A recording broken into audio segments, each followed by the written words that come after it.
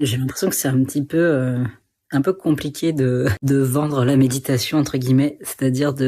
d'expliquer aux gens qui pratiquent pas en quoi c'est intéressant de pratiquer et qu'est-ce que ça change et qu'est-ce que ça apporte. Et là, il m'est venu une idée pour expliquer, peut-être vous êtes avec des amis, et vous commandez une glace en dessert et puis là au moment où la glace arrive et que vous commencez à manger la glace, il y a un de vos amis qui pose une question et il se trouve que le sujet ça vous passionne et vous vous mettez à répondre, vous expliquez avec des détails et tout, vous êtes dans l'histoire, vous êtes absorbé, tout ça. Et finalement, arrive la fin de votre histoire et la fin de votre glace. Et puis là, vous réalisez en fait que vous avez à peine pris le temps de sentir le goût de la glace, que finalement, vous étiez tellement concentré dans l'histoire que vous étiez en train de raconter que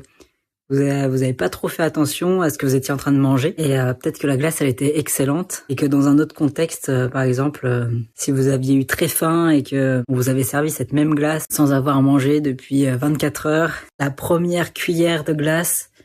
vous l'auriez apprécié, vous auriez pris le temps d'avoir toutes les saveurs, sa fraîcheur. À chaque fois, vous avez mangé la même glace, sauf que l'expérience, elle a été complètement différente. Il y a une fois où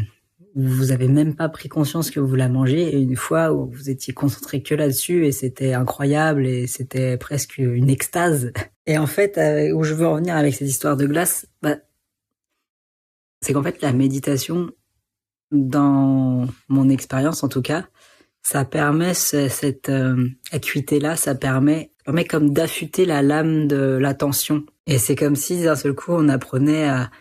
déguster chaque seconde comme autant de glace, d'opportunités de glace dans la vie. Et vraiment, si on fait attention, en fait, chaque moment a une saveur particulière. Ça peut paraître assez subtil au début, parce qu'en fait, on est tellement accaparé par tout ce qui se passe et tout, qu'effectivement, c'est beaucoup plus facile de savourer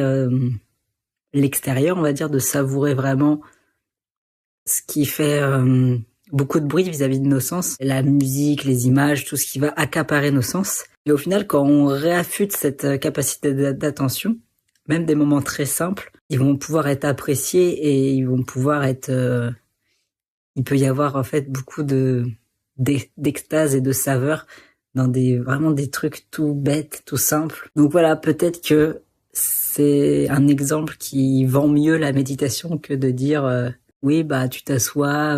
tu fais rien, tu te concentres sur ta respiration et tu vas voir, ça va te détendre, tu vas te sentir trop bien après. Surtout que c'est pas forcément le but ni vrai. C'est juste que tu t'assois et t'es avec ce qui se passe et effectivement, tu commences petit à petit à pouvoir te concentrer plus longtemps sur ce que tu choisis.